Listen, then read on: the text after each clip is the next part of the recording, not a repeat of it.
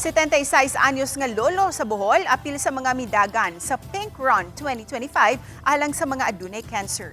Gipamatud-an ni Tatay Ruben kinsa usa ka mag-uuma nga dili babagang edad sa pagtabang sa mga nanginahanglan.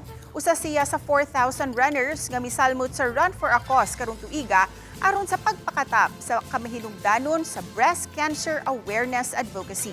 Buot ni Kerubin Abelia o mas naila nga si Tatay Ruben nagikan sa lungsod sa Dugohoy nga makakuha og pondo para sa mga pasyente nga adunay breast cancer. Nahuman niya ang 21-kilometer run sulod sa kapin 2 ka oras. Gamit niya ang iyang karaan nga sapatos nga adunay buslot.